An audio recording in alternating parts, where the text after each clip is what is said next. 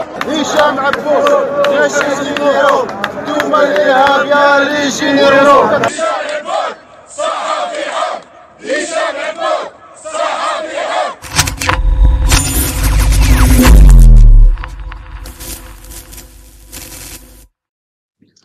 En Algérie, on n'aime pas les gens qui réussissent. C'est connu. Parce que nous avons un gang de voyous qui ne fait que récolter les revers et les échecs sur la scène internationale, et il est l'ennemi juré de la réussite. Cela a été prouvé lorsque Kamel Daoud, qui était dans les bonnes grâces du pouvoir lorsque Macron avait effectué une visite officielle en Algérie, et c'est lui qui a été accompagné du président de la République française dans un restaurant à Oran pour dîner avec lui, parce que les ministres, Tebbo et co ont peur de rentrer dans des lieux publics en Algérie. Donc, ils ont peur du peuple. Kamel Daoud aussi, était aussi journaliste, il était dans les bonnes grâces du pouvoir. Dès qu'il a obtenu le prix Goncourt de la littérature française, il est devenu ennemi du pouvoir, parce que c'est un pouvoir qui n'aime pas la réussite. Son livre Houri, qui lui a permis de décrocher prix Goncourt, eh ben, lui a occasionné plein d'ennuis en Algérie.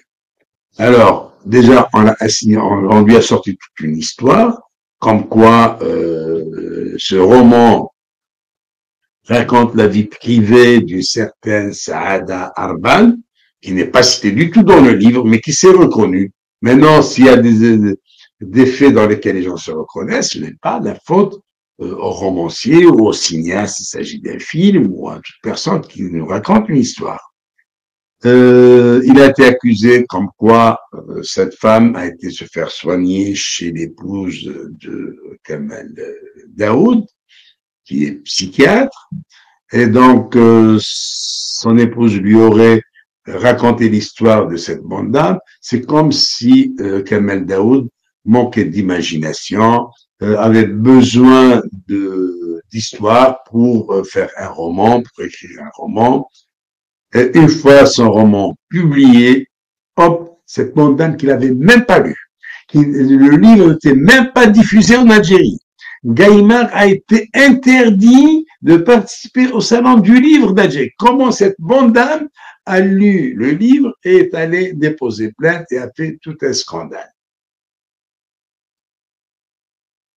Sachant que leur plainte en Algérie, quelle que soit la condamnation, ne va pas aboutir, donc ils se tournent vers la justice française.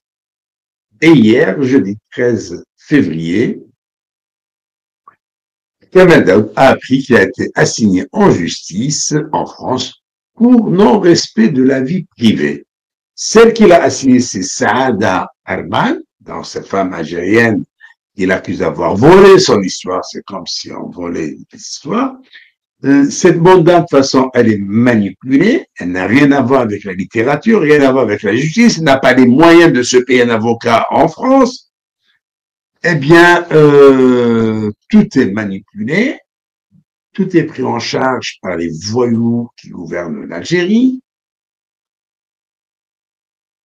et ces gens oublient, ou bien ignorent, sont des ignorants, ignorent que la loi n'interdit pas l'inspiration de faits réels. Je suppose que Kamel Daoud s'est réellement inspiré de l'histoire de cette femme qui a été égorgée.